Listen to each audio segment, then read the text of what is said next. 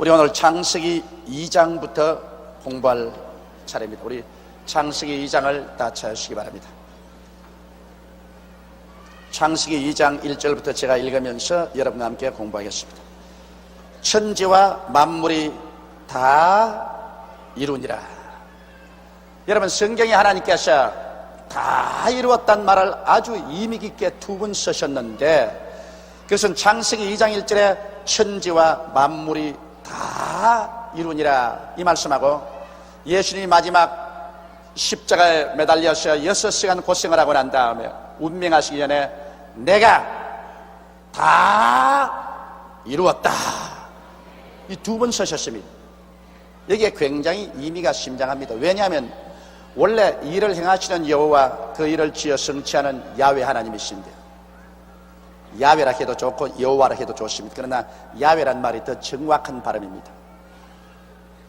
일은 하나님께서 시작하셔서 하나님께서 끝마치시기 때문에 일의 소유자가 야훼 하나님이라는 사실을 이 성경을 통해서 우리가 분명히 알 수 있습니다.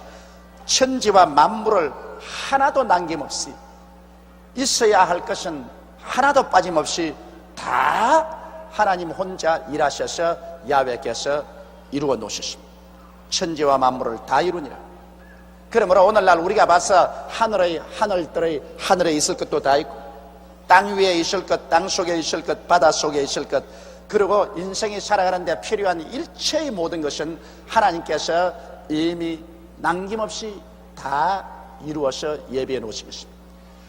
그리고 사람이 죄를 지어서 하나님을 반역하고 하나님께 저주를 받아 쫓겨났었을 때, 하나님은 이 인류의 죄의 문제도 해결하기 위해서 2000년 전에 그 아들 예수님을 이 세상에 보내주신 것입니다. 그 예수님께서 혼자 일하셨습니다. 아무의 도움도 바라지 혼자 주님께서 십자가에 올라가셔서 그 몸을 찢고 그 피를 흘리시고 그 고생을 다 하셔서 주님이 내가 다 이루었다 하셨을 때, 예수님 십자가에서 우리 죄를 다 청산했으며 우리 불의를 다 청산하고 우리 질병을 다 청산하고 우리의 저주를 청산하고 우리의 죽음을 다 청산해버리고 말한 것입니다. 그럼 예수님께서 혼자서 십자가에서 다 청산했지, 그 예수님이 이루신 일을 사람이 추라도 도와줄 수도 없고, 예수님이 다 이루어놓은 것을 조금이라도 모자란 것이 있어서 우리가 도와주거나 넘치는 것이 있어서 우리가 취할 것이 없습니다.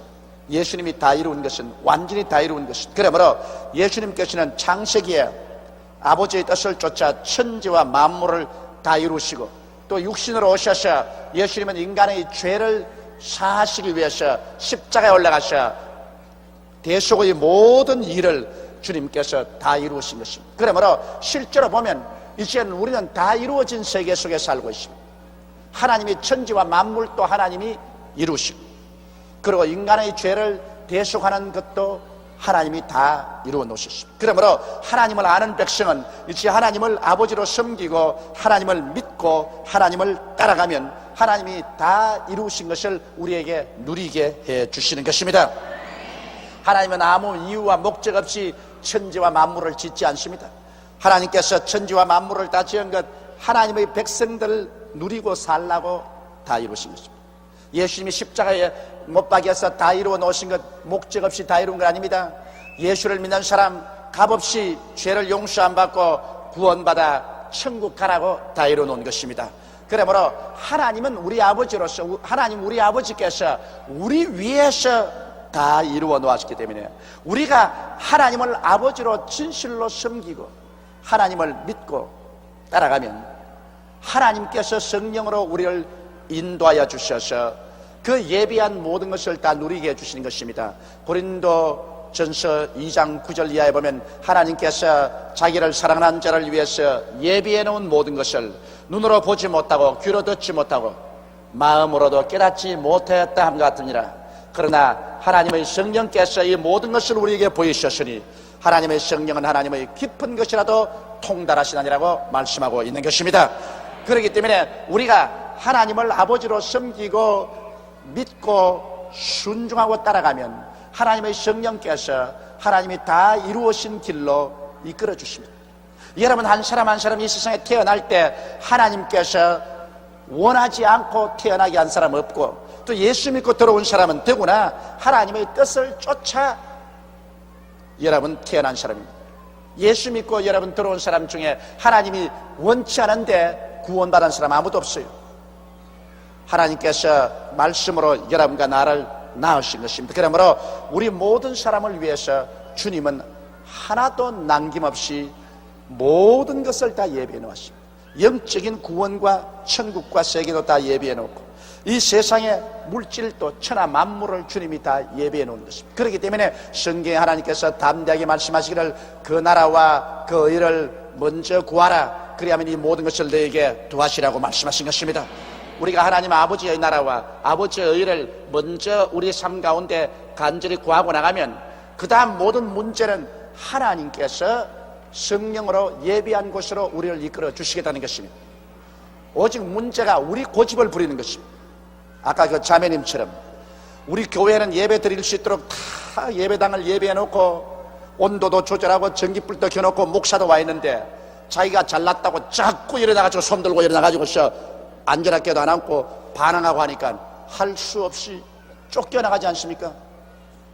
아담과 하와도 하나님께서 에덴 동산을 다 예비해 놓았는데, 하나님의 말씀을, 하나님을 섬기고 믿고 말씀에 순종했으면 그거 다 누렸겠는데, 하나님의 뜻을 반역하고 하나님을 배반하고 했기 때문에 하나님께 쫓겨나서 그와 그 자손이 마귀의 종이 되어 얼마나 처참한 삶을 살아왔습니다. 이러므로 성경에 보면 순종의 제사보라 낫다고 했기 때문에 하늘나라는 하나님이 다 이루어놓은 것을 믿고 순종하고 나가야 됩니다. 여러분과 나는 천지를 지으신 하나님, 절대적인 주권자요 권력자요 창조자인 이 하나님을 가슴속에 가득히 모시고 하나님을 의지하고 살아나가면 우리가 이 세상에 살 동안에 두려움이 없이 살아갈 수 있는 것입니다. 무엇을 먹을까, 무엇을 입을까, 무엇을 마실까, 이런 것으로 염려하지 말라. 이는 다 이방인들이 염려하는 것이요, 너희 천부께서는 이 모든 것이 너희에게 있어야 할 줄을 아시나니라. 그렇기 때문에 하나님께서는 아담과 하와를 지으시기 전에 천지와 만물을 다 이루어 놓으신 것입니다. 하나님이 예비하지 않은 것 아무것도 없어요. 오늘 우리가 오직 죄를 자백하고 하나님 앞에 전폭적으로 나와서 우리 인생을 내어 맡기면 하나님께서 활짝 두 손을 펴서 우리를 품어서 당신이 다 예비해 놓은 세계로 이끌어 주시는 것입니다. 이것이 신앙입니다. 이것이 믿음입니다. 믿음이란 내 고집대로 사는 것이 믿음이 아닙니다. 내 뜻대로 행하는 것이 믿음이 아닙니다. 믿음은 하나님 앞에 내가 깨어져서 하나님을 중심으로 모시고 하나님을 믿고 하나님을 따라가는, 이것이 믿음인 것입니다. 이러므로 하나님은 천지와 만물을 다 이루셨습니다. 하나님의 지으시던 일이 일곱째 날에 이를 때 마치니 그 지으시던 일이 다음으로 일곱째 날에 안식하시니라.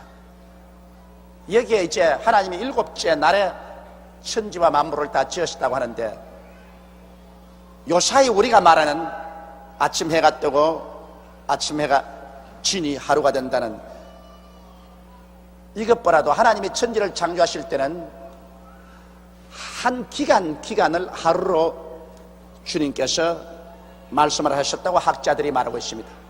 그러므로 그 하루라는 기간이 오늘 우리가 계산한 하루보다는 엄청나게 길 수도 있다는 것입니다.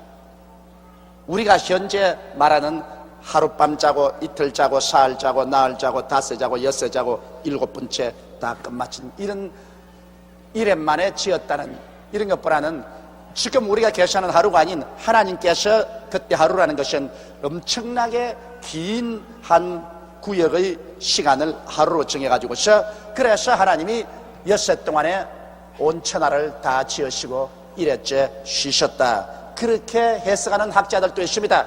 또 그 이외에 다른 학자들은 그렇지 않다, 오늘날 같이 하루 엿새 동안 천지를 다 지으시고 일회째 쉬셨다, 그런 학자들도 있습니다. 그러나 성경에는 보면 하루가 천년 같고 천년이 하루 같다. 그래서 하나님께서 여기 창세기에 벌써 지을 때 엿새 동안 지었다는 것은 6천년이 걸리고 그 다음에 하나님이 하루 쉬셨다는 것은 1,000년 동안 쉬셨다, 이렇게 말하는 사람도 있습니다. 그러나 우리는 하도 옛날에 일어난 일이라 그건 우리가 알 수가 없고, 우리가 꼭 하나 아는 것은 하나님이 천지를 지은 것만은 틀림이 없습니다. 그리고 그 지은 것이 하나님이 요사이 하루를 계산했든지 긴 기간을 하루라고 계산했든지 간 자건 그 시간의 구간이 엿새라는 구간 동안에 다 이루시고 제7일에는 하나님이 안식하셨습니다. 쉬셨습니다. 그러므로 3절에 보면 하나님이 일곱째 날을 복주사 거룩하게 하셨으니 이는 하나님이 그 창조하시며 만드신 모든 일을 마치시고 이 날에 안식하셨습니다. 여러분, 그러므로 하나님께서도 엿새 동안 일하시고 일했째는 쉬셨다는 것을 잊으면 안 돼요. 하나님도 피곤해서 쉬셨는데 사람이 돈벌이 하겠다고 눈에 불을 켜고 그냥 월요일부터 일요일까지 달아서 막 일은 막 한 달도 두 달도 세 달도 1년 365일 동안 눈이 뽀얗게 들어 일하다가 나중에 피를 콱 쏟고 쓰러져 죽어버립니다. 그럼 뭐 부귀영화 공명 다 얻어가 무슨 소용이 있습니까? 하나도 누려보지 못하고 들어 죽어버리는데,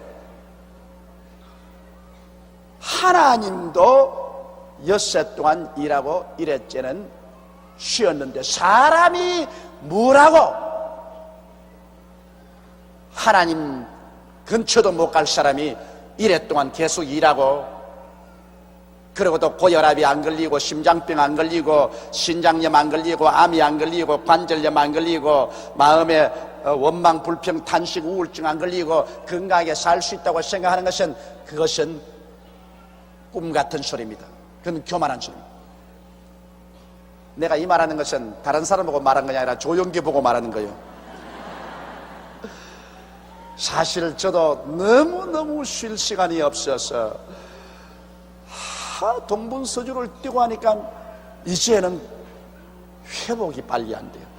옛날에 30대 40대는 자고 나면 깨끗하고 자고만 나면 깨끗하고 했는데 이젠 자고 나도 피하고 자고 나도 늘 지치고, 요새는 마치 지쳐서 이 목에 멱살을 잡혀서 끌려가는 그런 기분.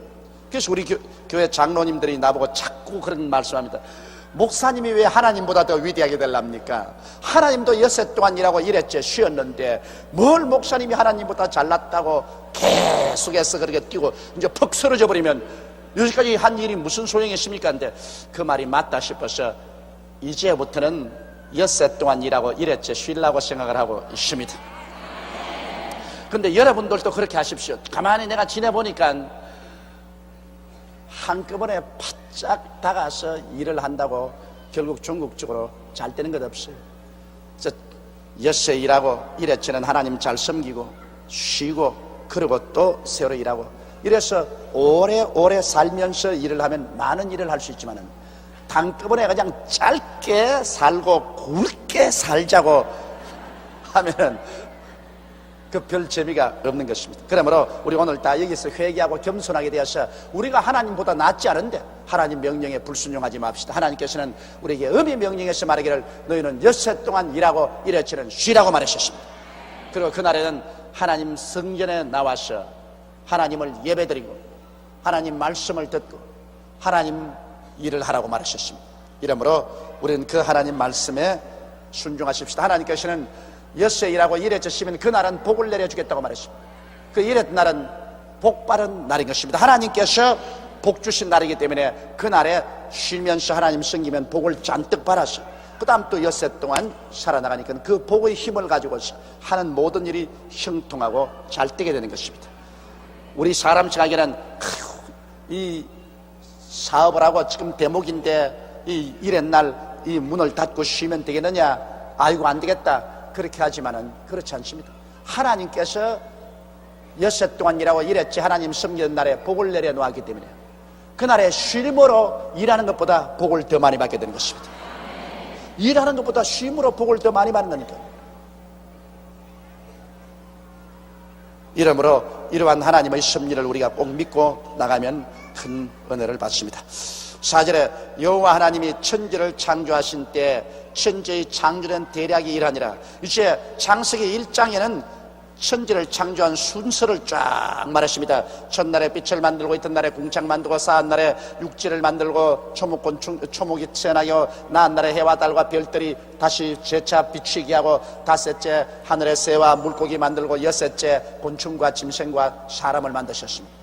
그런데 이제 창세기 2장은 그 순서를 말하는 것이 아니라 이제 하나님이 이 세상을 창조할 때 일어났던 그 가장 중점적인 사항을 설명하는 것입니다. 그러므로 창세기 2장은 창조의 순서가 아니라 창조할 때 그때 상태를 설명하는 말인 것입니다. 여호와 하나님이 천지를 창조하신 때 천지에 창조된 대략이 이러하니라. 여호와 하나님이 땅에 비를 내리지 아니하셨고 경작할 사람도 없었으므로 들에는 초목이 아직 없었고 밭에는 채소가 나지 아니하였으며, 하나님께서 제일 처음 이 땅을 지으시고 물에서 땅이 나오게 하고 난 다음에 즉시로 초목이 확 나게 하지 않았다는 것입니다. 당분간 이 땅에는 아직까지도 초목이 없었다는 것입니다. 그리고 채소가 나지 않았다. 왜냐하면 하나님께서 비를 내리지 아니했다는 것입니다. 그 당시에는 땅에 물이 흐르고 안개가 이렇게 올라갔지 하늘에서 비는 쏟아지지 않으셨습니다. 언제부터 하나님께서 비를 주기 시작했냐면 노아의 홍수 때, 그때 비로소 하늘에 비를 내렸습니다. 그 때문에 노아가 나가서 120년 동안 외쳤습니다. 하나님이 이 땅을 물로 심판한다. 하늘에서 비가 내려와서 물로 심판한다. 그러니까 그 당시에 사람들이 안 믿은 것입니다. 왜냐하면 그 당시에는 노아의 홍수 때까지는 비가 온 적이 없어요. 땅에서 그냥 샘물이 솟아나서 농사도 짓고 땅을 적셨지 하늘에서 비가 오지 않았기 때문에 웃기는 소리 하지 마라. 조상이 태어나서 잘 때부터 하늘에서 비가 내린 적이 없는데 무슨 갑자기 하늘에서 비가 내려.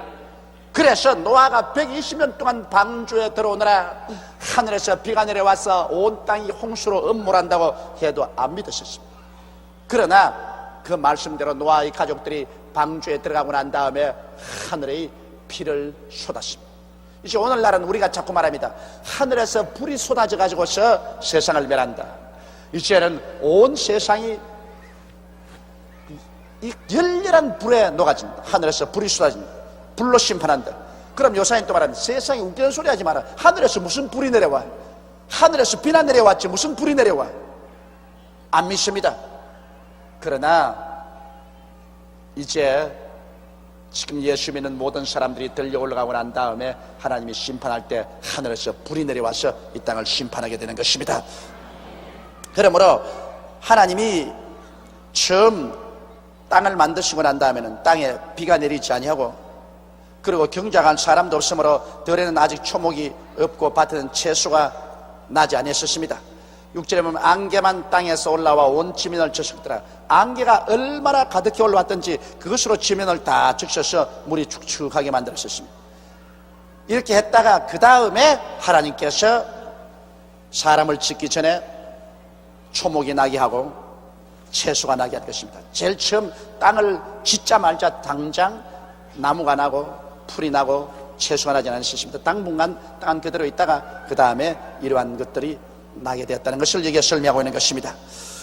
그 다음 여호와 하나님이 흙으로 사람을 지으시고 생기를 그 코에 불어 넣으시니 사람이 생명이 된지라.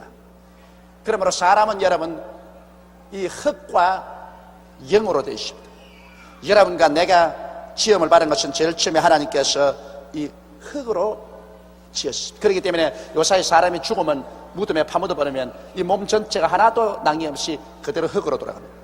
이 육체는 전혀 흙의 성품입니다. 오늘 과학자들이 사람의 몸을 분석해보고 난 다음에 이 성경 말씀이 맞다는 것을 증거했다는 글을 읽어보았는데 정확하게 땅의 흙의 요소나 우리 사람의 몸이나 그 요소가 같다는 것입니다.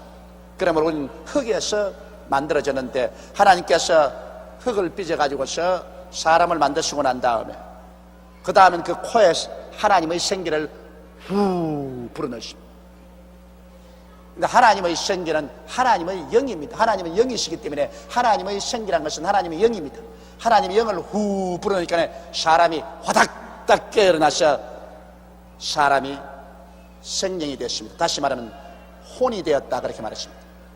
그러므로 이 흙으로 지은 사람에게 하나님의 영이 와서 부딪히니까, 흙과 영이 부딪히니까 사람이 혼이 만들어져서 사람이 태어난 것입니다. 이러므로 사람은 삼위일체입니다. 하나님께로부터 온 영, 이것은 여러분과 나를 하나님을 알게끔 만들어주는 것입니다.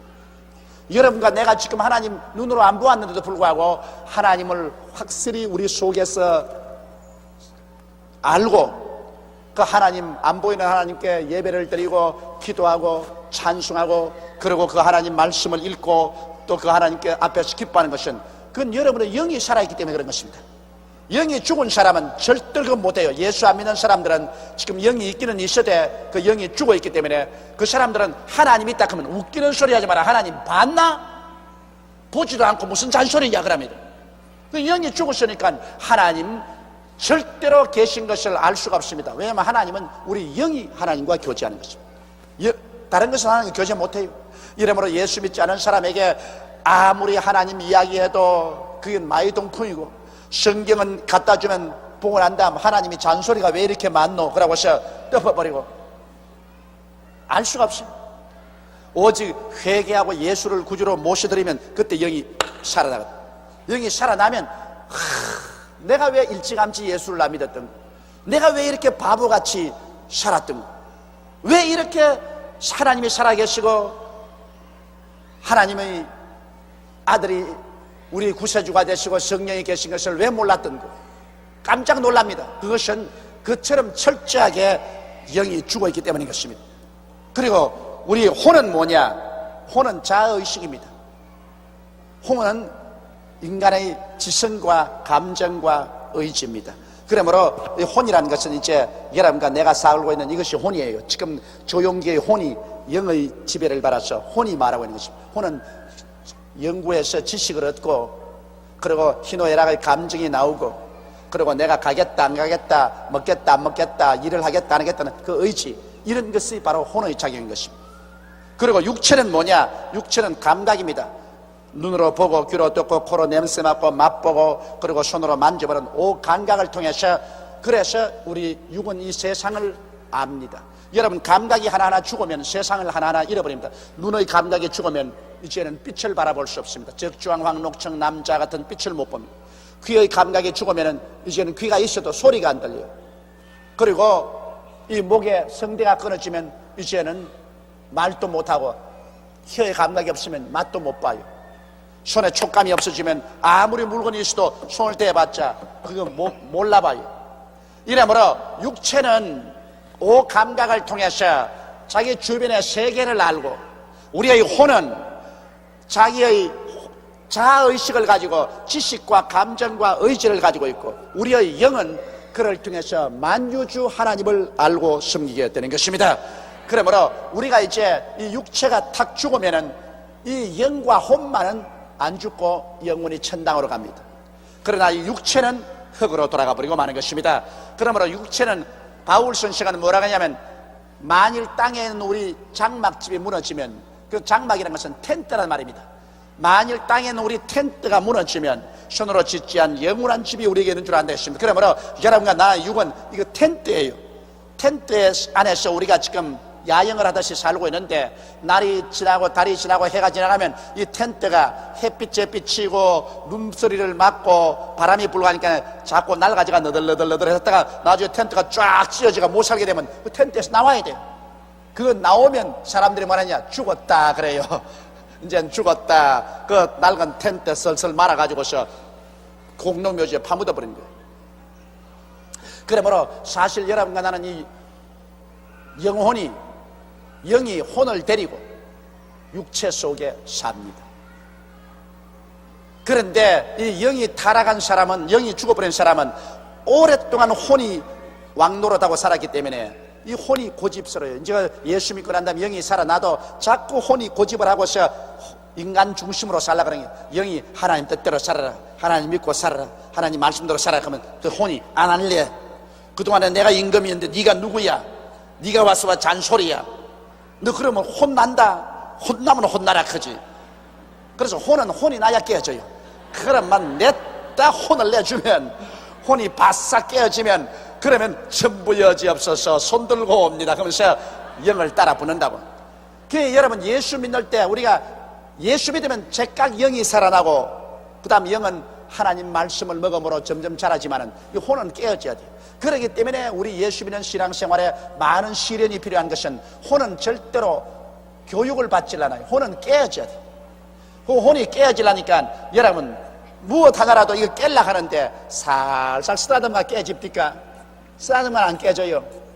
이것이 약한 것은 탁 떨어뜨려도 바싹 크지만은, 이렇게 무딘 것은 때려도 안 깨진다고.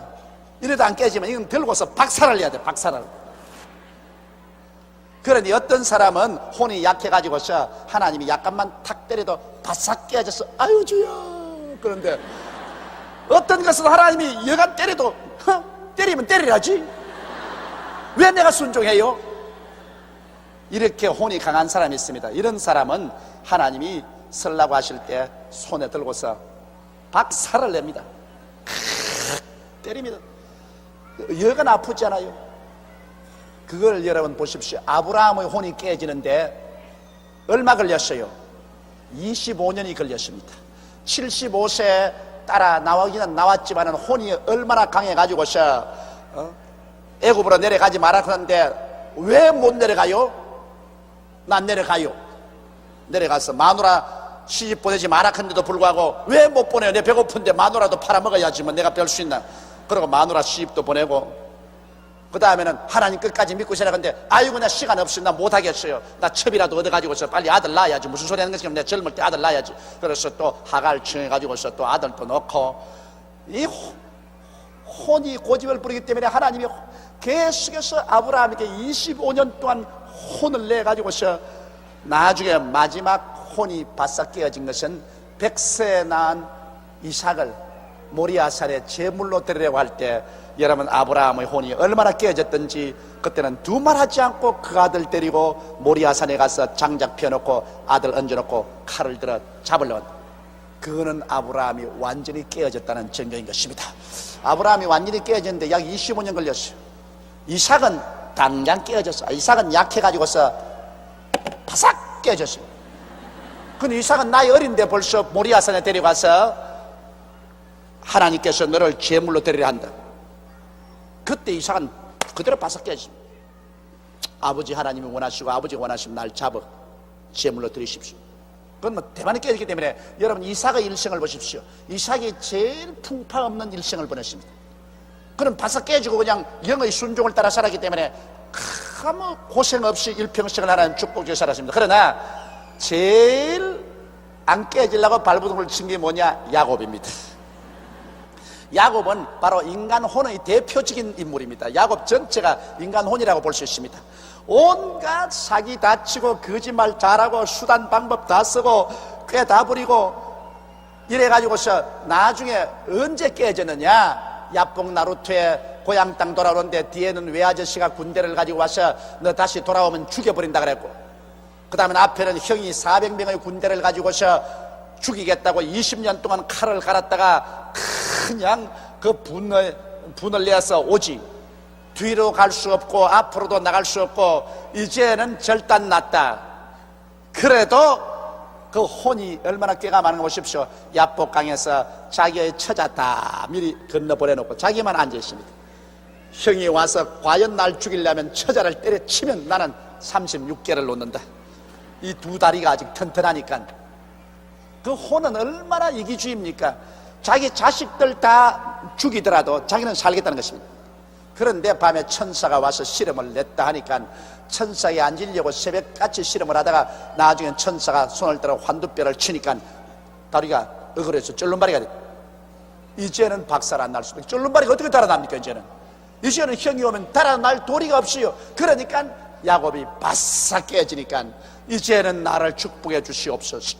나를 축복해 주지 않으면 당신을 보내지 않겠나이다. 내 이름이 뭐냐? 야곱입니다. 야곱이라는 것은 사기꾼이란 말입니다. 남의 것 빼앗는 사람, 사기꾼이라는 거예요. 너 이름 바꿔와라. 이제 너는 야곱이 아니라 이스라엘이다. 하나님과 씨름해서 이긴 사람이다. 우리가 깨어지면 우리는 이긴 자가 되고 마는 것입니다. 우리가 깨어지면 하나님이 우리 기도를 들어주시니까 우리가 이긴 자가 되지. 그래서 야곱은 20여 년 만에 깨어져 가지고서 형에게 나올 때 형이 400인의 군대를 거느리고 오는데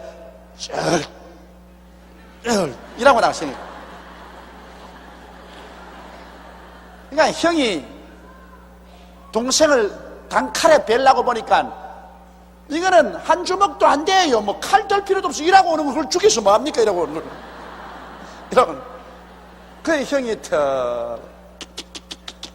20년 전에 팥죽 한 것으로 내 장자의 명분을 빼앗고 아버지 눈 어두운 기회로 장자의 명분 축복을 따와가지 이제 고작 해야 돌아오는 게 이렇게 찔름벌레가 되어 오느냐? 이거 죽이면 망했노, 이 벌레 같은 거. 그만 형이 와서 목을 얽싸고, 아, 이 자식아, 그래 날 배바라고 나가 이 꼬라지가 돼 들어오냐, 이 자식아. 죽이려고 하니까 넌 불쌍해서 못 죽이겠다. 그리고 엉엉 울고 오히려 동생을 보호해서 받아들이게 됩니다. 그러므로 여러분, 깨어진다는 것이 얼마나 중요합니까? 하나님께서 모세를 깨는데 40년이 걸렸습니다. 얼마나 고집이 셌던지. 그 영은 살아있지, 그 하나님을 아니까. 그러나 혼이 얼마나 강해서 자기 뜻대로 하려기 때문에 미디안 광야에 보내가 40년 동안을 광야에서 당하새같이 내가 버려놓았어. 그래서 그가 박살이 나 깨어지니 하나님 쓰셨죠. 요셉을 깨는데 하나님께서 무려 13년의 세월이 걸렸습니다. 이러므로 하나님께서는 여러분, 우리의 혼이 깨어져야 영이 혼을 지배하고 살 수가 있는데, 이 혼이 안 깨어지고서 자꾸 자기 마음대로 날뛰면 하나님께서 어찌할 수 없이 매를 때릴 수밖에 없어요. 예수 믿는 사람이 자고 그러는데 왜 나를 때립니까? 왜 나에게 시련이 다가옵니까? 왜 환난이 다가옵니까? 그것은 하나님께서 이놈아 깨어져라, 그 말인 것입니다. 깨어져라. 네 혼이 깨어져야 네 영과 영에게 순종해서 살지. 혼이 안 깨어져 있으면 네 고집대로 자꾸 하는데 어떻게 내가 너를 쓸 수 있냐? 이래서 하나님께서는 여러분에게 복을 주려고 하실 때 반드시 먼저 와서 혼을 깨뜨린다는 것을 아시기 바랍니다. 하나님이 적게 맡길 때는 적게 깨뜨리고 하나님께서 많이 축복하려고 할 때는 많이 깨뜨립니다. 그리고 많이 깨어지면 깨어질수록 그 사람 더 깊은 믿음과 순종에 들어갈 수 있고 더 깊은 신령한 사람이 될 수가 있는 것입니다. 이렇기 때문에 갑자기 그냥 예수 믿어서 산에 가서 기도하다가 성령 받았다고 와 막 신령하다고 뛰는 것, 그것은 하나님의 성령의 은사가 와서 잠시 동안 뛰는 것이지 실제로 그 사람은 신앙이 깊어져서 그런 건 아닙니다. 신앙이 깊어지는 것은 세월이 오래 걸리면서 얼마나 많이 깨어졌는가, 이게 얼마나 더 신령한가가 증명되는 것입니다. 일시적으로 은사 받아서 뛰고 꿀리는 것, 그것 여러분 웃기는 일입니다. 일시적으로 뛰고 꿀린 건 하나님께서 필요하니까 일시적으로 은사 줘서 쓰는 것이지 실제로 신앙이 깊은 것은 아닙니다. 신앙이 깊은 것은 세월이 오래 지나가면서 많이 깨어져 가지고서, 그래서 하나님 앞에 혼이 말랑말랑하게 되어 가지고서 그 발 앞에 엎드려 하나님의 성령이 우리 영으로 더불어서 식는 조금도 거부하지 않고 따라가는 이러한 사람이 될 때 이 사람 진짜로 신령한 사람이 되는 것입니다. 깨어지는 것, 이것보다 중요한 건 없습니다. 아담과 하와 이후로 인간에게 가장 큰 죄가 영이 죽자 말자 혼이 자기 뜻대로 사는 것입니다. 인본주의가 바로 혼입니다. 요사이 소위 말하는 인본주의, 인간 중심으로 사는 인본주의. 그런데 우리가 돌아와서는 인본주의가 깨어지고 신본주의로 돌아와야 되는 것입니다. 깨어져야 돼요. 그리고 육체는 죽여버려야 돼요. 육체는 이것은 다스리지 못해요. 육체의 정욕이라는 것은 이것은 이 수양과 도덕으로 안 돼요. 육체의 정욕은 죽여버려야 돼요. 그건 무조건 하고 죽여버려야 돼요. 그래서 혼이 깨어지고 육체의 정욕을 죽이고, 이렇게 하면 하나님께서 인간을 만드신 원래의 모습으로 돌아갑니다. 원래 하나님께서는 인간을 흙으로 지으시고 먼저 영을 불어넣거든요. 그래서 영이 하나님의 모습, 형상과 모형으로 우리 참 사람인 영이 그 다음 자의식인 혼을 가지고서 일어나서 육체 속에 살게 돼요.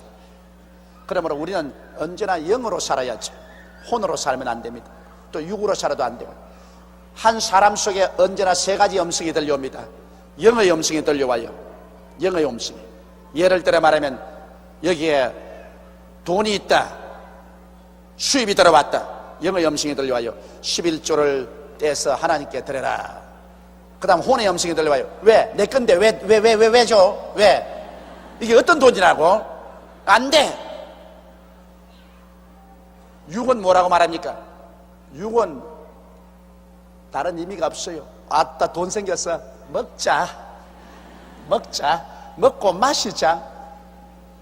언제나 세 가지 음성이 들려옵니다. 영에서 들려오는 음성과 혼에서 들려오는 음성과 그 다음 육의 음성이 들려오는 것입니다. 거기에서 우리가 선택을 해야 돼요. 우리가 신령할수록 영의 음성을 또 선택합니다. 그러나 신령 안 할수록 혼의 음성을 선택하고 난 다음 나중에 어려울 때 주여 도와줘서 건방진 소리 하지 마라. 또 혼날라고? 이 혼은 혼대로 하면은 하나님이 혼을 내시니까. 그 다음 육체의 음성이 있습니다.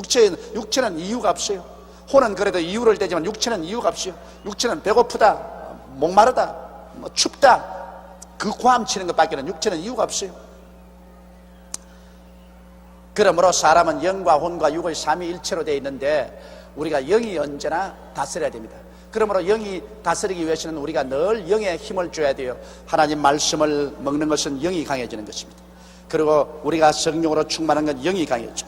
하루에 1시간씩 기도하는 것은 그렇게 기도하면 영이 강해집니다. 그 영이 강해지면 영은 하나님을 섬기고 하나님을 믿고 하나님을 순종하고 따라가도록 쫙 이끌면 별 수 없이 영이 강하니까 혼이 끌려갑니다. 그리고 육체도 끌려가요.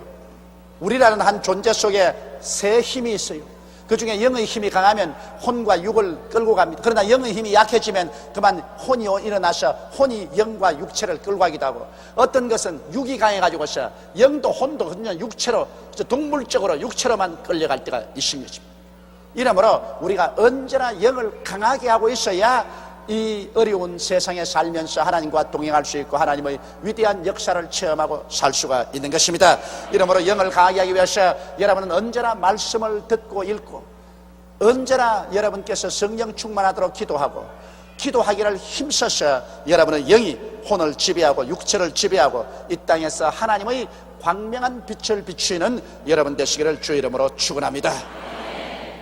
여호와 하나님이 흙으로 사람을 지으시고 생기를 그 코에 불어넣으시니 사람이 생명이 된지라. 생명이 바로 혼이라는 그 말입니다. 여호와 하나님이 동방의 에덴에 동산을 창설하시고 그 지으신 사람을 거기 두시고, 보십시오, 하나님께서 사람만 지어놓고 난 다음 그대로 내던지지 않았습니다. 하나님은 사람을 지으시고 난 다음에는 동방의 에덴에 동산을 창설하시고, 그러니까 요사이 말하면 이 저택입니다. 보통 저택이 아닙니다. 어마어마하게 좋은 그러한 큰 저택을 하나님이 창설하시고 그 지으신 사람을 거기 두시고, 여호와 하나님이 그 땅에서 보기에도 아름답고 먹기에도 좋은 나무가 나게 하시니 동산 가운데는 생명나무와 선악을 알게 나무도 있더라. 여러분, 오늘날 이 세상에서 가장 먼저 패션을 주장한 분이 누군지 압니까? 요사이 패션 한다고 여러분 텔레비에 보면 옷 잘 입고 난 다음 이라고 되기잖아요. 패션 한다고.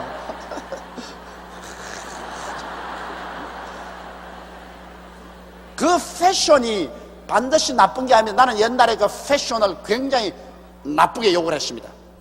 그래가지고서 처음 제가 불광동에서 개척했을 때 그때 여대생들이 그때는 이 좁은 통치마를 입었어요. 그때 유행이. 그래가지고서 이 버스 같은 데 타려면 이 통치마가 좁기 때문에 옆으로 이렇게 기어 올라가야 돼요. 그렇다고 내가 막 호통을 쳤습니다. 편안하게 헐렁헐렁한 치마를 입지 무슨 그 통치마를 좁게 입고 난 다음 그렇게 되겠냐. 필요 없는 거라고 내가 고함을 쳤는데 이제 생각하니까 무시하기가 짝이 없었어. 왜냐하면 패션은 하나님이 만들었었어. 에덴 동산에서. 왜? 먹으면 똥 될 것 뭘 아름답게 만들어, 그런 사람이 있거든요. 그런데 여기에 먹기에 좋고 보기에도 좋은, 그 땅에 보기에 아름답고 먹기에 좋은 나무가 나게 되십니다. 그러면 보기에 좋은 건 패션 아니에요. 그냥 천을 가지고 옷을 만들거들랑 아주 보기에 좋게 만들어. 보기에 좋게. 집을 짓더라도 아주 패션 스타일로 보기에 좋게. 옷을 입더라도 보기에 좋게. 그리고 무슨 이 꽃 꽂는 것도 보기에 좋게. 그리고 집에 들어가서 벽에다가 사진도 붙이고 탁 데코레 지창하는 보기에 좋게. 이 패션은 바로 아름다움이라는 것은 하나님이 만든 겁니다, 여러분. 아름다움을 무시하면 안 됩니다. 무엇인지 까짓건 뭐 마음대로 하면 되지, 뭐 아름다움이다 무슨 필요 없는, 그거는 아닙니다. 하나님은 굉장히 예민하십니다. 하나님은 기왕 만들 바에는 같은 재료 같으면 보기에 좋게 만들어요. 그 다음에는 자, 먹기에도 좋다. 음식도 여러분 그렇지 않습니까? 까짓건 막 손으로 막 버물려가 막 입에 넣으면 뭐 화장실에다 갈 것인데 무슨 아무렇게나 만들지 뭐. 그러나 하나님은 그렇잖아요. 하나님은 먹기에 좋은, 아주 볼 때 먹기에도 눈으로도 먹고 냄새로도 먹고 그리고 맛으로도 먹고, 맛이 있어야 돼요. 먹기에도 좋으니까. 맛없는 것 왜 먹어요? 그래서 내가 우리 애들 보고 꼭 내가 늘 말한다. 너희들 장가 갈 때 물론 인물도 보지만은, 그러나 인물보다 더 중요한 것은 음식 솜씨 봐라. 그건 왜냐? 남자의 애정은 위장에서 나온다. 인물은 하루 이틀 보다가 한 6달, 한 1년쯤 지나가면 뭐 잘나도 덤덤, 못나도 덤덤인데, 음식은 잘못하면 박살난다. 음식은 잘못하면 그건 매일 하루 삼시세끼 먹어야 되는데 그만 아무 맛도 없이 만들어 가지고서 언제나 저간 먹고 배고프면 먹어라, 뭐 먹기 싫으면 그만 둬라 하면 애정이고 뭐고 다 날아가 버린다. 그러나 오래 사는 데는 부인이 아주 솜씨가 좋아가지고서 음식을 착착 아침, 점심, 저녁으로 입에 감칠맛이 나도록 만들어 놓으면 막 뱃속에서 애정이 넘쳐난대, 애정이. 그래서 내 애들 보고 이거는 아버지 경험이다. 그러니까 절대로 인물만 좋은 부인을 하지 말고 데이트를 해보면서 음식지가 먹지 말고 그 집에 가라. 이제 가가 직접 음식을 만들어 달라 그래라. 나는 원래부터 사서 먹는 음식이 좋지 않고 우리 집에서 늘 만들어 먹었기 때문에 나는 당신이 좀 음식을 직접 만들어 줘야 데이트도 올바르게 되겠다. 그래서 자꾸 음식 만들어 달라 그래. 그 막 먹어보고 맛이 없거들랑 아야 돌아서라. 그건 끝장났. 그러나 맛이 있거들랑 붙잡아라. 여러분, 그건 내 정말입니다. 나도 남자니까요. 남편이 집에 일찌감치 돌아오게 하려거든 음식을 잘하십시오. 아주 음식을 맛있게 해놓, 솜씨가 좋으면요 남편 바깥에 가서 음식 안 먹습니다.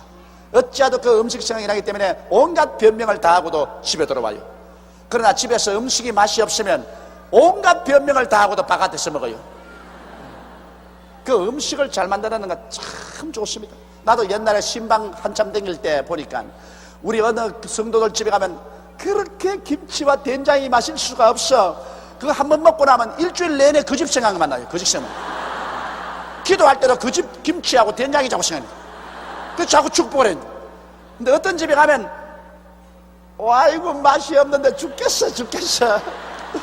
모처럼 목사님 왔다면서 막 김치하고 된장하고 내놨는데 김치도 도저히 못 먹겠고 된장도 못 먹겠고, 그러나 맛이 없다면 실례되겠고 죽을 고생하라고 먹고 난 다음에 그 다음에는 꿈에 또 오락할까 싶으면 겁이 나가지고 그냥 돌았어.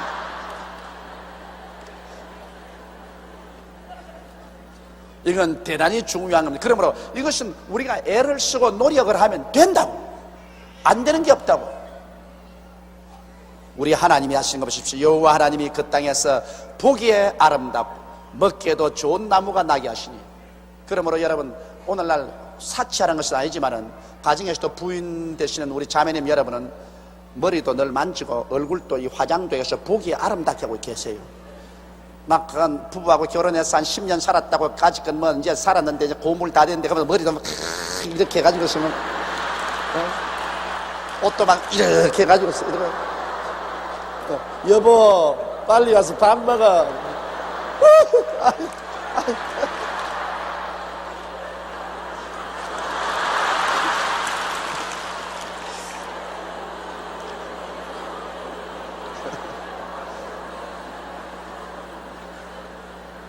그게 아름답게 해요.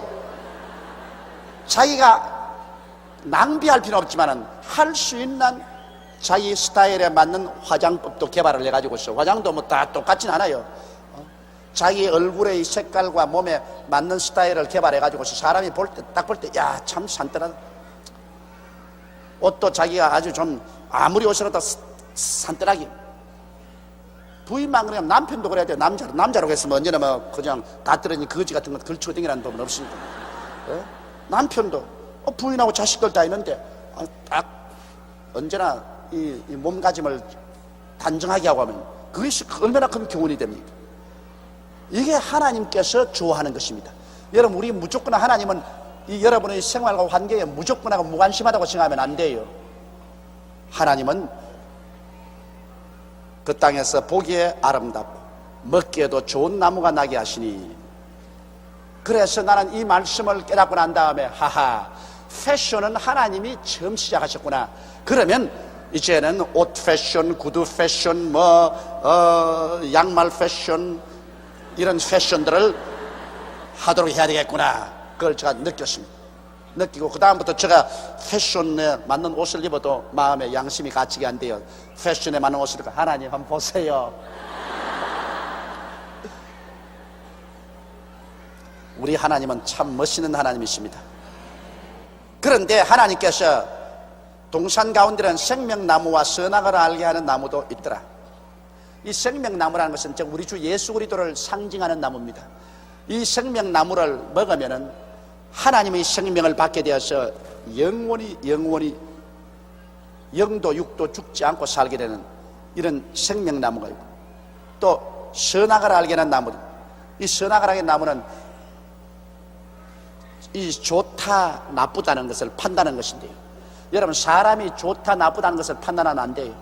실제는 하나님 한 분만이 좋고 나쁘다는 것을 판단하고, 우리는 그저 하나님 믿고만 살았으면 참 좋은데, 이 사람이 선악을 판단하면 그때부터 분쟁이 생깁니다. 왜 그러냐?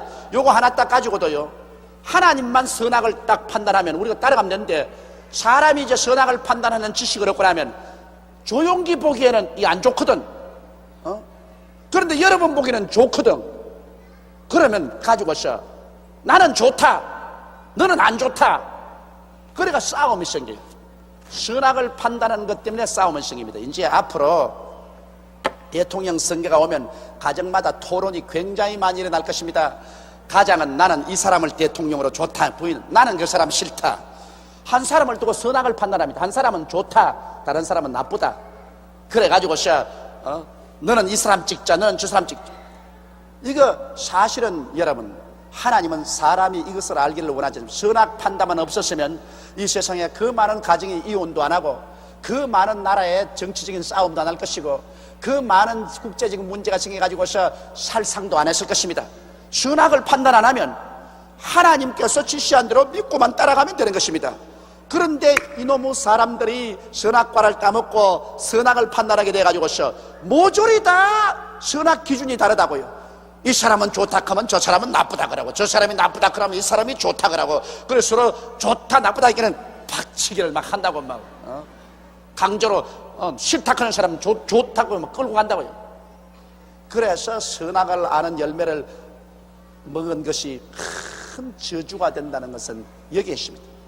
선악을 모르면 분쟁이 없어집니다.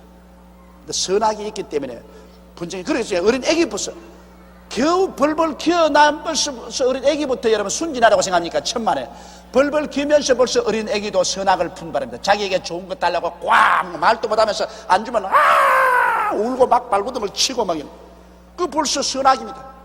어른이 보기에는 안 좋은데, 그러나 아는 자기는 좋다고 말이야. 자꾸 막 그 뜨거운 화로에 기어 올라가겠다 그러고 불도 내리 죽이겠다 그러고, 어린애기 보기에는 자기는 선하다고 보는데 부모 보기에는 나쁘거든. 부모가 못하게 하니까 꽝 치고 막 몸부림을 치고 울고 야단입니다. 이 선악을 안다는 것은 참 무지무지한 저주입니다. 그런데 왜 하나님께서 선악을 하는 나무를 에덴 동산에 주었느냐? 이것은 사람에게 이제는 하나님이 이 선택의 자유를 준 것은, 너도 하나님처럼 되려고 하겠느냐, 너는 언제나 하나님을 아버지로 모시고 사람으로서 믿고 순종하게 살겠냐, 그 갈림길을 결정시키는 것입니다. 왜 하나님은 사람을 갖다가 꼭두가시로 만들지 아니하고 사람을 선택의 자유를 주어서 사람이 자원해서 하나님을 하나님으로 섬기고 하나님을 따르게 하는 것이기 때문에, 그러므로 너희가 자원해서 하나님을 절대로 승리했냐, 그렇지 않으면 너도 하나님처럼 되겠다고 반역을 하겠는가, 그 선택을 주님께서 하게 한 것입니다. 이거 하나님은 참 이 의미에서는 대단히 좋은 의미로 그렇게 하신 것입니다. 하나님이 강제로 그냥 사람을 꼭두각시로 만들어 버리면 요사이 로봇가 되어버렸지. 인간은 자유의지가 없습니다. 그러나 인간의 자유의지를 가지고 인간은 나는 선악을 하는 것은 판단 안 하겠습니다. 이거는 아버지가 판단하시고, 우리는 생명과 하나 따먹고 영원히 살아서 선악 판단은 하나님이 하시고 그저 우리 하나님 믿고 순종하고 살겠습니다, 이렇게 결정할 것이냐, 그렇지 않으면 우리도 하나님처럼 되겠습니다. 그러므로 그래서 하나님과 반역하겠습니다, 이렇게 될 것이냐, 반드시 하나님이 자율적으로 인간이 그것을 선택하도록 만들어야 됩니다. 일단 인간이 선택만 하면 그 길로 고정시킬 수가 있습니다. 그런데 사람은 마귀가 꾀는 바람에 선악과를 먹고 말았습니다. 그건 이제 뒤에 나옵니다. 10절에 보면 강이 에덴에서 발원하여 동산을 적시고 거기서부터 갈라져 내 근원이 되었으니, 이건 하도 옛적 일이라 지금 그때에는 강은 우리가 현재 알 수 있는 강은 두 개밖에 없고 다른 강은 모릅니다. 그렇기 때문에 그 두 개 강을 더듬어서 볼 때 옛날에 에덴 동산이 어디에 있었느냐, 요사이 소위 말하는 이란과 이락, 한참 전쟁하는 이란과 이락 그 근처가 에덴 동산이었다, 이렇게 우리가 추정을 할 수가 있는 것입니다. 강이 에덴에서 발원하여 동산을 적시고 거기서부터 갈라져 네 근원이 되었으니 첫째 이름은 비손이라 금이 있는 하윌라 온 땅에 둘렀고, 이건 어딘지 지금도 모르겠는데 그 땅의 금은 정금이여 그곳에는 베들레헴과 호마노도 있으며, 둘째의 강 이름은 기온이라 구스 온 땅에 둘렀고, 셋째 강 이름은 히데겔이라, 히데겔 강이라는 것은 지금도 우리가 알 수가 있습니다. 그 이란과 이락에 있는 히데겔 강 지금 있습니다. 아수르 동편으로 흐르며, 넷째 강은 유브라데 강이라, 이 히데겔 강이나 유브라데 강은 지금 알 수 있지만 그 다음 강은 모릅니다. 그러나 이하간 에덴 동산이 요사이 이란과 이락이 있는 그 지구, 히데겔과 유브라데 강이 있는 그 지구에 에덴 동산이 있었다는 것입니다. 거기에서 강이 나와서 그 에덴 동산을 적시고 다른 동산을 적시는 것입니다. 여호와 하나님이 그 사람을 이끌어 에덴 동산에 두사 그것을 다스리며 지키게 하시고, 에덴 동산을 다스린다는 건 주인 아닙니까? 에덴 동산을 주었지요. 또 에덴 동산을 지키라 했습니다. 여러분, 지킨다는 것은 도적이 있어야 지키지 도적이 없으면 안 지키거든. 왜 하나님이 지키라고 했느냐, 벌써 그때 하나님을 반역한 원수 마귀 사탄이 다시 자기가 하나님을 반역한 것처럼 아담과 하와도 꾀어서 반역하게 하려고 하기 때문에 지키라는 것입니다. 도적이 오는 것은 도적질하고 죽이고 멸망시키는 것이기 때문에 틀림없이 하나님이 아담에게 말씀할 것입니다. 사탄이 너희 유혹하러 온다. 그러므로 단단히 에덴을 지켜라. 사탄의 말 듣지 마라. 사탄의 말 들으면 너는 박살난다. 사탄의 말 듣지 말고 하나님 말을 들으라. 그러나 사탄은 온다. 그건 오는 것을 내가 허락한다. 왜냐? 사탄이 유혹을 해야 이제 흑이냐 백이냐 정이냐 반이냐 너가 결정을 내린다. 유혹 안 되는 아무 결정을 할 수가 없다. 그러나 유혹을 하는데도 불구하고 나는 너를 따르지 않는다, 나는 하나님을 따르겠다면 그건 올바른 선택이 됩니다. 그러므로 사탄이 오기 때문에 너 단단히 지켜라. 이 동산을 다스리고 그다음 지켜라는 것은 사탄이 오니까 너희 이 신앙을 지키고 너희 태도를 지키라는 것입니다.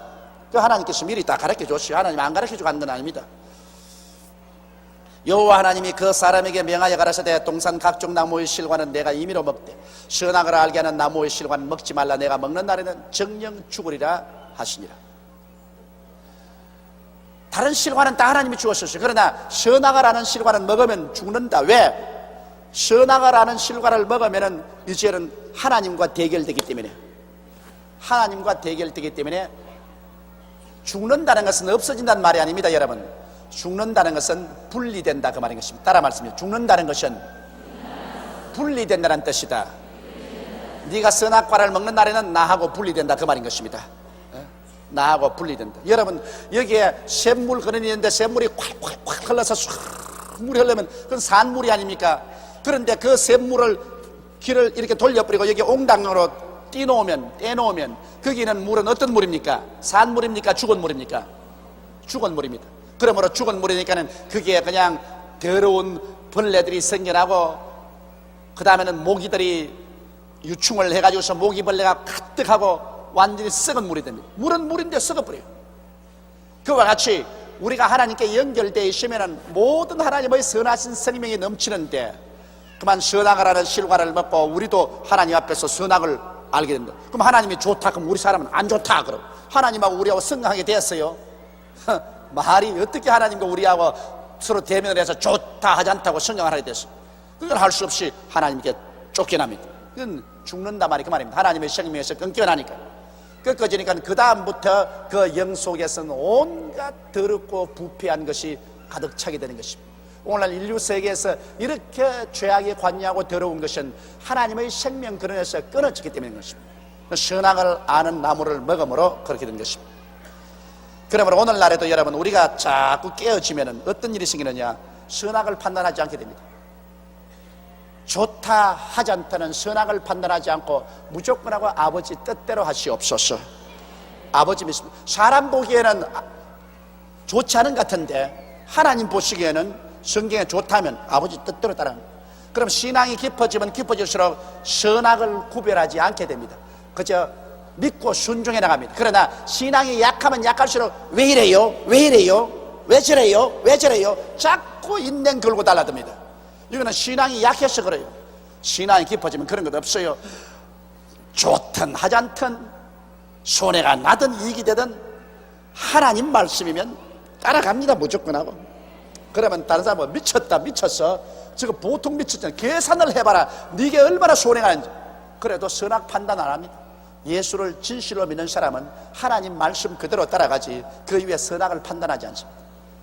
그러나 하나님을 믿지 않은 사람일수록 예리하게 선악을 판단합니다. 선악을 판단하니까 늘 싸우지. 그 예수 믿고 난 다음에 화목된다는 이유가 예수 믿으면 선악 판단보다도 사랑이 앞서는 것입니다. 사랑으로 흑한 허물을 덮고, 좋다 하지 않다 선악 따지지 말고 사랑으로 합쳐서 하나님 따라가지. 그러니까 화합이 될 수 있는데 끝까지 자기 기준에서 선악을 따지면 절대로 화합되지 않습니다. 자, 18절에 여호와 하나님이 가라사대 사람의 독취하는 것이 좋지 못하니 내가 그를 위하여 돕는 배필을 지으리라 하시더라. 여기에서 하나님께서는 독신주의자를 별로 좋아 안 하신 것 같아.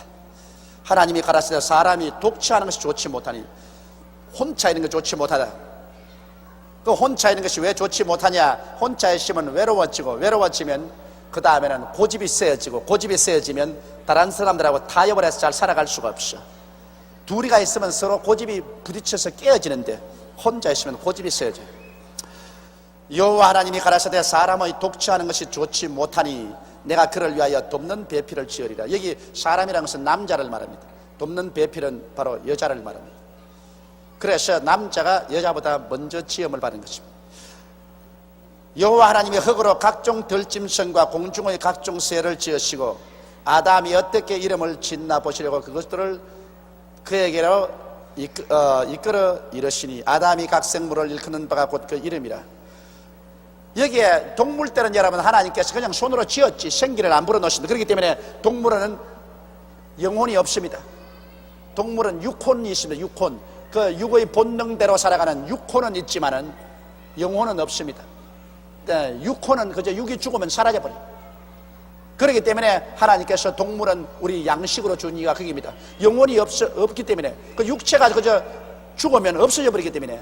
그러므로 동물은 하나님께서 양식으로 우리에게 주어서 이런 채소처럼 먹게 한 이유가 거기에 있는 것입니다.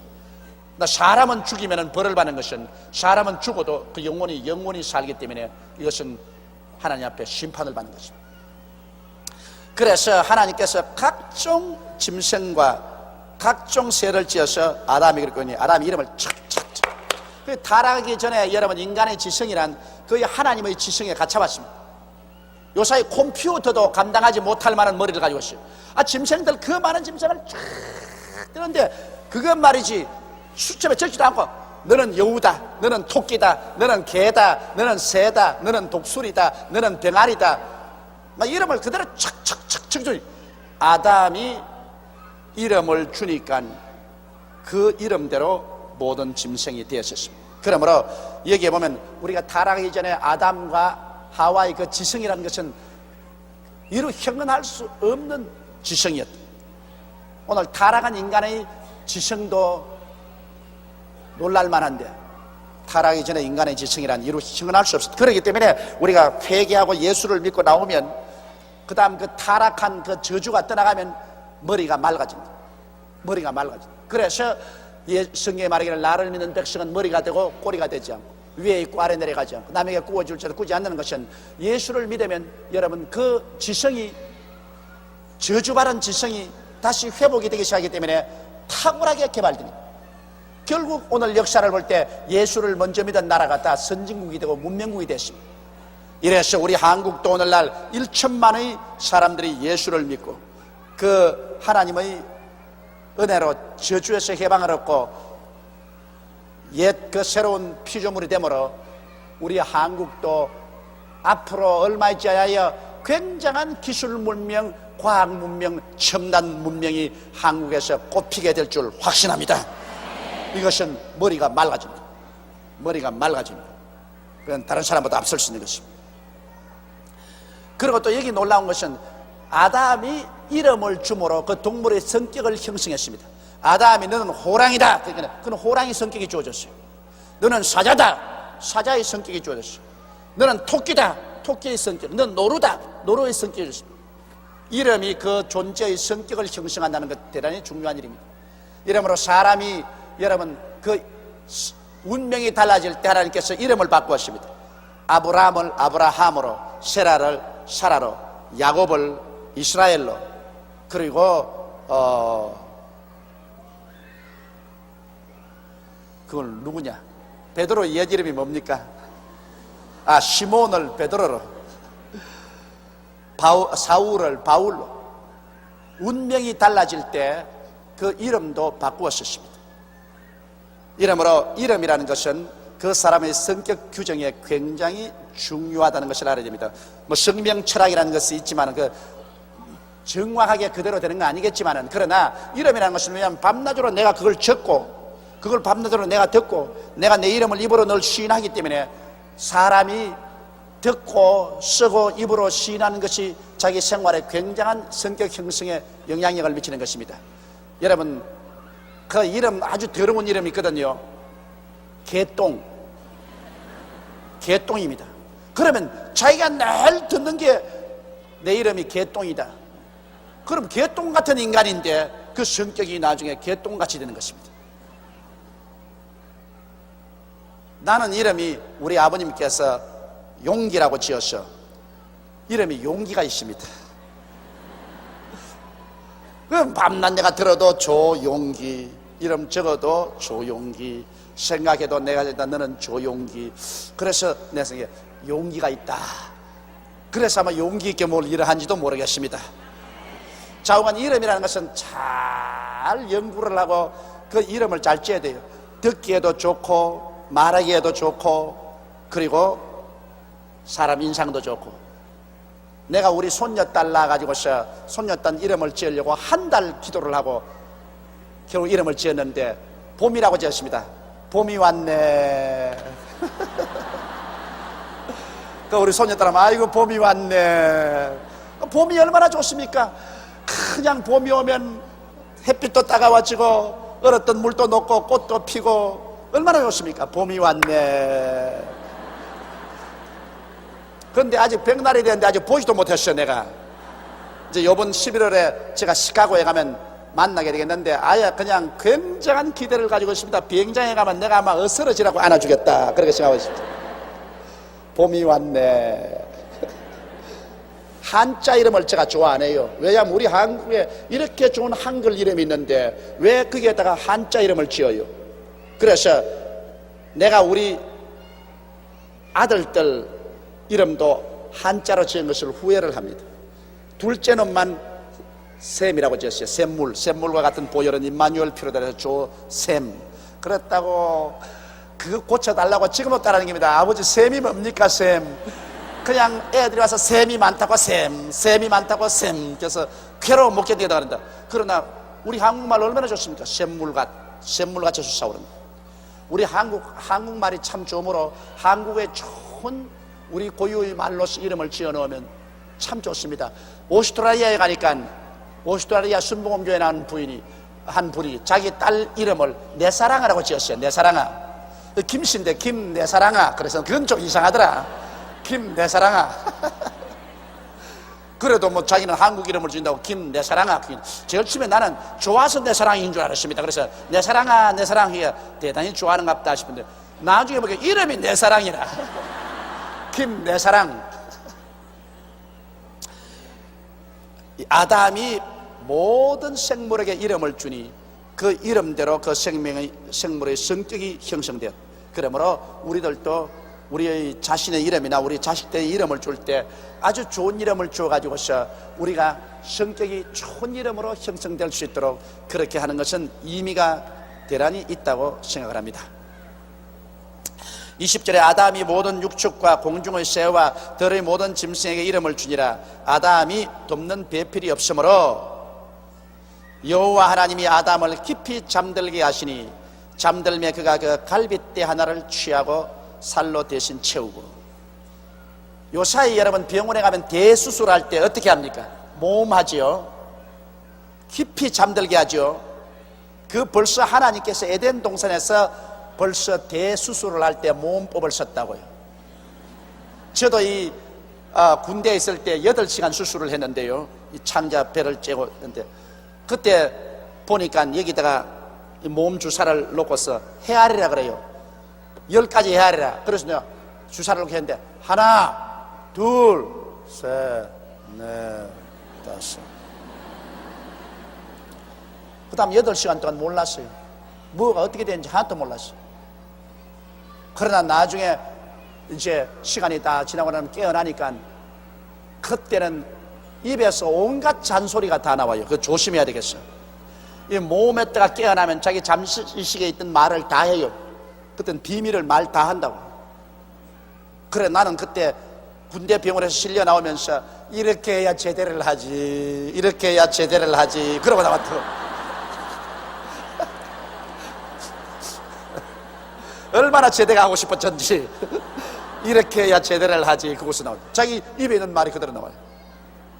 근데 우리 하나님께서 아담을 깊이 잠들게 해서 몸을 들게 해서 그가 잠들매 갈빗대 하나를 취해서 살로 채웠어요. 그 하나님께서 갈빗대 없어도 여자 만들 수 있는데 왜 아담의 갈빗대를 취했는가? 이것은 그 의미가 대단히 깊습니다. 왜냐하면 하나님께서 그 아담의 갈빗대를 취해가지고서 하와를 만드는 것은 두 사람이 한 사람이다 그 말인 것입니다. 떨어져서는 안 된다. 두 사람은 한 사람이다. 왜냐하면 남자와 여자라는 것은 별개의 인생이 아니고 하나다. 그 남편의 갈빗대를 취해가지고서 여자를 만들었으니 그 갈빗대라는 것은 의미가 많죠. 갈빗대가 제일 심장에 가깝지 않아요. 그러므로 사랑으로 관계를 맺고 살아라. 심장에 제일 가까우니까. 그리고 또 갈빗대라는 것은 옆이니까 두루 쏘면 이코올이다. 서로 인격적으로 동등하게 살아라. 뭐 발 뒤꿈치 뼈를 취해가지고서 만들었다면 막 짓밟고 살 수도 있고 머리뼈를 취해가지고서 만들었다면 여성 상위 시대라 막 여자가 막 남자를 막 다스리는 그런 일도 있겠지만 요사이는 여성 상위 시대가 되어서 여자만 보면 겁이 나요. 점점 여성들이 강해진다고. 이제 결혼해서 40대만 척 넘으면 정상적인 가정에서 남편들이 집에 들어올 때 벌써 부인 안색부터 쳐다보고 들어와야 되니 이거 참 큰일이라. 그러나 머리에서 뼈를 떼가지고 지었지 않았으니까 그건 여자가 여성 상위가 될 수 없고 옆구리 갈비뼈를 지었으니 갈비뼈는 옆으로 서봤자 이코올입니다. 이러므로 부부간에 두 사람이 아니고 한 몸이고 그리고 가장 심장에 가까우니 사랑으로 연결하고 그리고 갈빗대를 쥐었으니 서로 이코올이라. 이러한 관계에서 살라고 해서 하나님께서 갈빗대를 취한 것입니다. 여호와 하나님이 아담에게서 취하신 그 갈빗대로 여자를 만드시고 그를 아담에게로 이끌어오시니 그러므로 남자가 먼저 지음을 받고 그 다음 여자가 두 번째 지음을 받았습니다. 그렇기 때문에 뭐 좋든 하얀든 남자가 언제나 여자보다 앞서 있는 것이 사실입니다. 먼저 태어났으니 앞서 있고, 또 하나님께서 아담의 것을 취해서 하와를 만들었으니 또 하와는 아담에게 속하고, 또 아담을 위해서 돕는 배필로 만들었었으니 여자는 언제나 남편과 함께해서 남편을 도와주는 것이 여자에게 한 의무인 것입니다.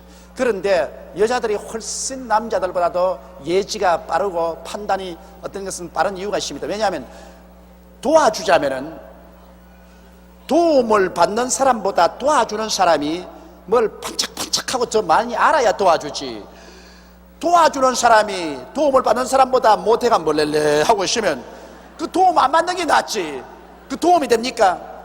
그러므로 하나님께서는 여자들에게는 남자들보다도 아주 그 지성도 날카롭고 감정도 날카롭고 그리고 성격도 아주 부드럽고 이래서 어찌한지 참 잘 도와줄 수 있도록 그렇게 만든 겁니다. 이러므로 대개 남편들이 부인의 말을 안 듣는 사람이 많은데 부인 말을 충분히 참작하는 것이 굉장히 좋습니다. 그건 왜냐? 하나님이 월급 안 주고 돕는 배필 주었는데 얼마나 좋아요. 아예 그런 아주 좋은 어드바이스 구하려면 상당한 월급을 줘야 되는데 월급도 안 주고 일심동체로 같이 사는데 그 무슨 일 있으면 같이 의논을 해야 돼요. 뭐 나는 바깥에 일어난 일 집안에 와서 일 이야기 안 한다고 입 딱 다물고 있는데 그러면 그만 좀 손해납니다. 여러 가지 경험한 것을 부인에게 이야기를 해주는 거예요. 그럼 또 부인이 그거 듣고 난 다음 또 부인이 느끼는 점을 또 말해줘요. 그러면 제일 처음에는 똑 바보 같은 소리 하는 것 같아요. 그래도 그걸 자세히 듣고 난 다음에 나중에 일을 처리할 때 가만히 생각해 보면 그 말이 맞을 때가 굉장히 있습니다. 그건 나의 경험에 입각해서 그렇습니다. 저도 우리 집 사람 말만 들었더라면 내가 저 초원 아빠들을 안 지었을 것이요. 저 초원 아빠들 짓고 난 다음 저것이 내 묘지가 되었어요. 얼마나 처절하게 고생을 했던지. 그때 오일 쇼크 생기고 했어요. 그때 내가 저 아파트 지어가지고 장사해가지고서 돈 벌어서 이 교회 지으려고 그랬거든. 그때는 하도 우리 교인들이 가난했기 때문에 저 아파트 지어서 돈 벌어가지고서 교회 짓겠다. 그렇게 계획을 세우고 난 다음에 아파트를 짓겠다고 해서 우리 집 사람이 이야기했더니 한사결단으로 말립니다. 당신이 세상 사업하는 것이 아닌데 성경 말씀에 그 나라와 그 일을 먼저 구하라고 했는데 단돈 한 푼이라도 교회부터 먼저 지어야지 아파트를 먼저 짓다니 그건 안 됩니다. 교회를 짓고 난 다음에 그 빚이 너무 많거들랑 그 다음 아파트를 지었어요. 순서를 그렇게 해야지. 교회 질 땅에다가 아파트 먼저 짓고 그 다음 그 돈 가지고 교회 짓는 그건 순서가 틀렸습니다. 근데 어찌 밉든지 그 소리 하기에 내가 암탉이 집에서 소리를 크게 하면 집안이 망한다 그러더라. 모르고는 가만히 있어. 내가 나이를 먹어도 당신보다 7년이나 밥을 먼저 먹었다. 그러므로 잠잠해. 그랬습니다. 그러고 난 다음에 내가 아빠도 먼저 짓고 가히 죽다가 살았습니다. 그 정신적인 고통과 생활의 어려움과 그 10년은 말로 다 할 수 없습니다. 그래서 그때 이후로부터 시작해서는 마누라 말 듣는 게 좋겠구나 그런 시련을 겪고 난 다음에 내가 말을 상당히 들어요. 이제는 무슨 일이 있어도 같이 의논해보고 내가 같이 들어보고 그러고 난 다음에 그 말을 심중히 생각해보고 그 말이 하나님 말씀과 맞느냐 안 맞느냐 생각해보고 그러고 난 다음에 일을 하는데 가만히 들어보니까 이익이 보통 많지 않아요. 내가 그 말 듣고 난 다음 그 다음부터 이익을 얻은 것이 굉장히 많다고. 그래서 요사이는 너무 듣는 것 같아. 이제 나이를 많이 먹으니까 내가 깊이 생각하기가 싫고 귀찮으니까 대략 물어보고 그냥 이렇게 저렇게 하라 하면 그대로 따라서 해버리기 때문에 좀 너무 듣는 것이 아닌가 싶은 생각이 날 정도인데 그래도 듣는 것이 이익이 많더라고요. 그러므로 여기 계신 우리 남자 동지 여러분, 나와 함께 부인의 말을 좀 들으십시다. 그러면 많은 경우에서 실패를 하지 않게 된다.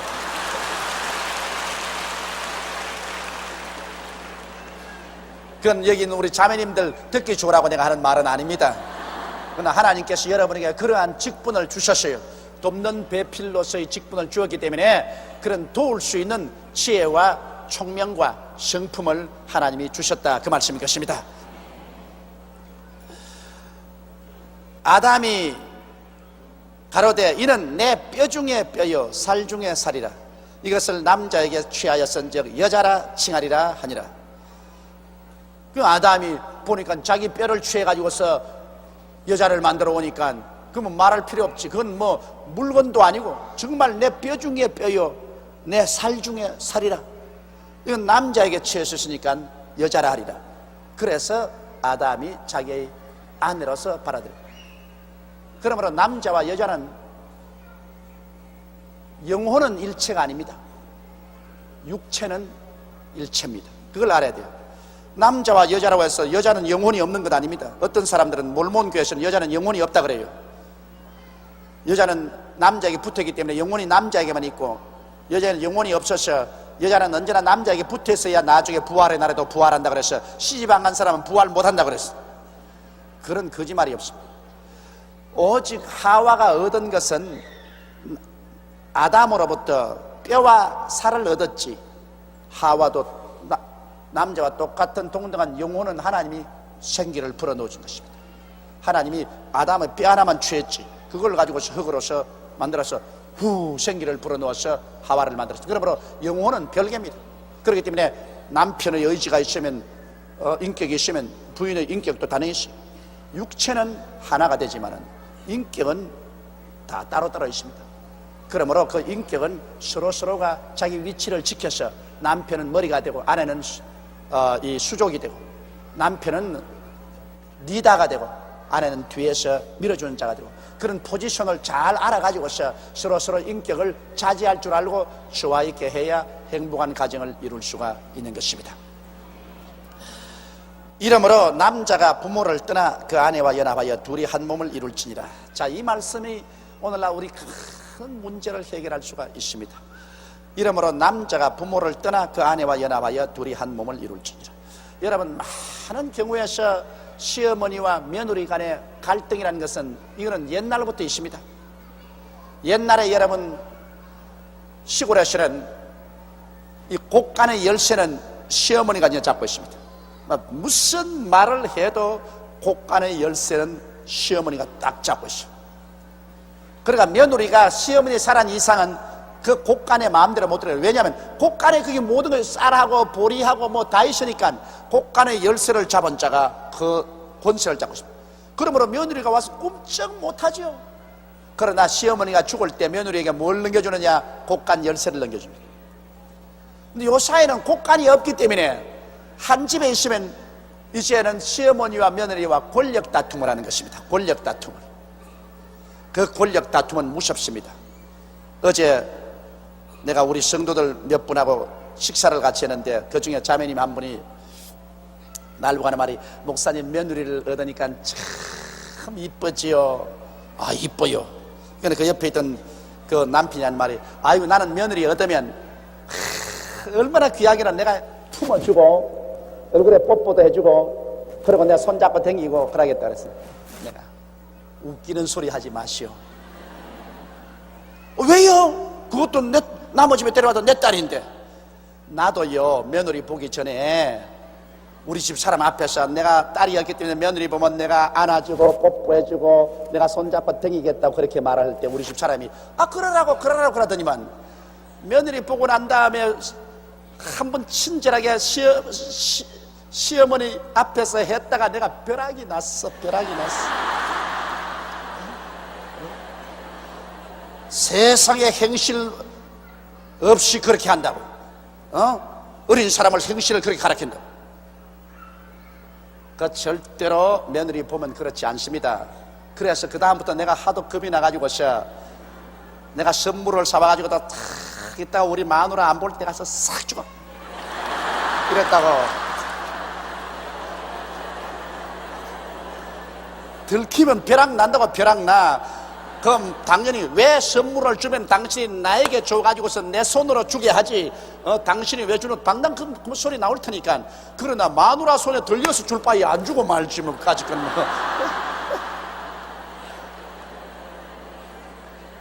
지금도 우리 집 사람 없게 되면 내가 말한다고. 누가 자꾸 일러 바치더라고. 내가 요렇게 이제 말을 해놓으니까. 일러 바치면 또 나 박살 난다고. 여러분, 날 불쌍히 여기서 일러 바치지 말라고요. 이제는 떨어져 사니까 이제는 괜찮은데 같이 있을 때는 참 이 이 시아버니에게는 며느리가 굉장히 귀해요. 그리고 난 또 딸이 없으니까 굉장히 귀한데, 그 다음 내가 딱 며느리가 와서 집에 같이 사니까 우리 집사람 눈치를 딱 보니까 달라져요. 굉장히 엄해지고 무서워지는 게요. 그 다음에는 막 며느리인데 겁이 나서 가지도 못해요. 내가 우리 마누라 눈치 본다고. 그러니까 별 도리 없이 한 가정에 두 여인이 들어오면 가정에 권력 다툼이 생기는 것입니다. 왜냐하면 어머니가 턱 집에 들어오면, 어머니가 40대 넘어서 50대쯤 돼가면 집에서 왕초 아닙니까? 그렇죠? 막 남편 보고도 큰 소리 꽝 하고 애들 보고도 큰 소리 하고, 사실은 말은 바로 하지 남편이야 괴지 형식적으로 머리지 뭐 집에 들어오면 권력은 부인이 다 가지고 있다. 그런데 다른 여자가 떡 하나 들어와가지고서 금방진 소리를 하면 용서를 하겠어요? 완전히 정복을 시켜놔야 속이 시원하지. 그래 요사이 현대 여성들이 들어와서 정복 당하려고 하나, 그 정복 안 당하려고 반발을 하니까 집안이 편할 날이 없지. 그래서 하나님께서 여기 한 말은 뭐냐, 하나님이 미리 아시고 남자가 그 부모를 떠나라 그렇게 말했습니다. 남자가 그 부모를 떠나 여자와 연합하여 한 몸을 이룰지니라. 그러니까 결혼하면 떠나라. 결혼하면 떠나라. 부모 모시고 같이 살란 말을 안 했었습니다. 떠나라.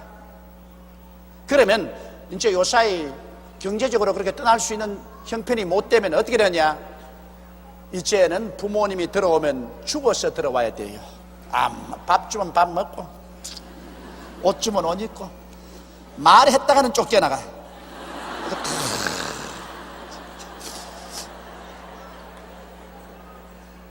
그러면 성할까? 거기 들어와가지고 아들 며느리 사연 들어와서 이것저것 말했다가는 그건 쫓겨나와요. 요사이 세월이 그렇게 됐다고, 옛날하고 다르다고요. 이러니 이제 제가 늘 결혼식 할 때 강요하는 것은, 자녀들아 주 안에서 내 부모를 공경하라, 공경하라, 공경하는 것은, 그런 사람들에게 너희들이 부모를 공경하면 너희들도 세상에 잘 되고 장수하니까, 세월이 이렇게 됐으니 이제 힘이 없는 부모가 와서 경제적으로 힘도 없고 해서 이지하거든, 그 부모를 보물단지처럼 생각하고 공경을 하면 그 덕분에 하나님께 복을 받아서 너희도 잘 되고 장수한다고 자꾸 그렇게 하지만은 내 말 믿어줘야 말을 하지. 그러나 실제로 그렇습니다. 실제로 하나님께서는 부모들이 힘이 없는 것을 알기 때문에 부모에 대해서는 축복을 딱 연결했습니다. 하나님이 십계명 가운데 축복의 언약을 맺어놓은 것은 내 부모를 공경하라, 그래야만 내가 세상에서 잘 되고 장수한다는, 여기에만 약속을 붙여놨지 다른 건 약속 없어요. 그만큼 부모들이 나중에 나이가 많아지면 경제력도 없어지고 체력도 약해지기 때문에 자녀들에게 의지하게 되는데, 그럼 의지하게 될 때 자녀들이 부모를 학대할까 싶어서 하나님이 그런 딱 단서를 붙여놓은 것입니다. 그래서 부모에게 효도하면 너희들이 잘 되고 장수한다, 또 부모에게 불효하면 너희들이 잘못되고 너희들 생명이 단축된다. 이렇게 하나님이 못을 박아놓은 것입니다. 이러므로 오늘날에 와서 여러분 현실적인 우리 신앙생활에, 또 신앙 안 한 사람이라도 부모는 여러분께서 잘 되느냐 못 되느냐의 하나의 관건이 되는 것입니다. 부모에게 효도하면 여러분이 잘 되고 부모에게 불효하면 여러분이 못 됩니다. 그 하나님이 그렇게 정해놨어요. 그러니까 부모가 우리가 잘 되고 못 되는 데 대해서 하나의 딱 시금 쓰게 되는 것입니다. 기왕 이 세상에 살 바에야 잘 되고 장수하고 좋지 않아요? 그러려거든 다른 것 자꾸 애쓰지 말고 가장 가까운 부모부터 잘 섬기십시오. 그러면 잘 되고 장수한다고. 부모 거역하면 못 되고 단명한다고.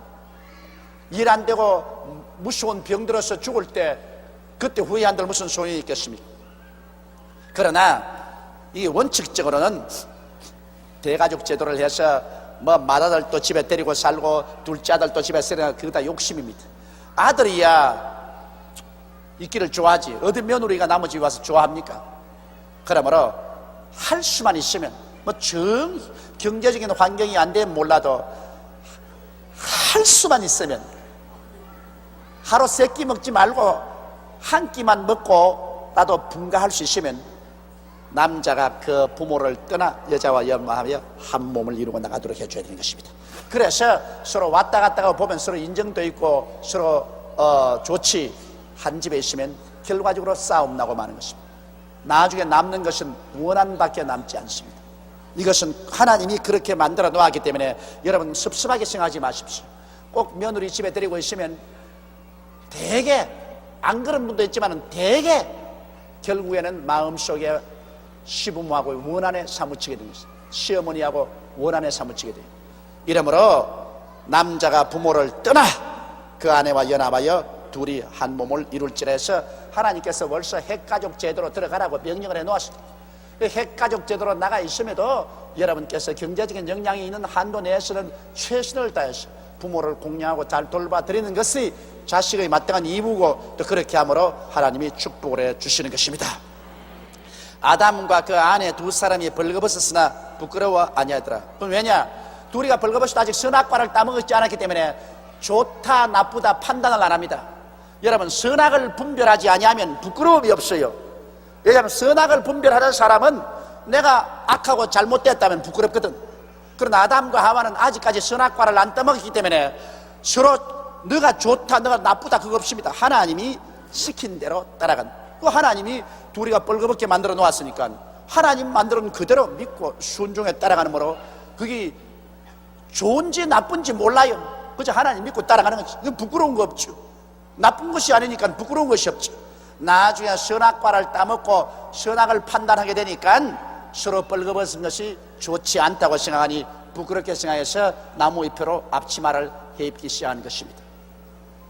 뭐 요사이는 이제 우리 한국 같은 추우니까 옷도 해입지만은, 그러나 원래는 여기에 아담과 하와 두 사람이 시험을 받았을 때는 옷 같은 거 해입지 아니하고 그 훗날은 하나님이 틀림없이 옷 해입으라고 그랬겠죠. 그러나 처음에는 둘이가 옷을 벗고 있었으나 부끄러운 것을 몰랐던 선악을 아직 분별하지 못하기 때문인 것입니다.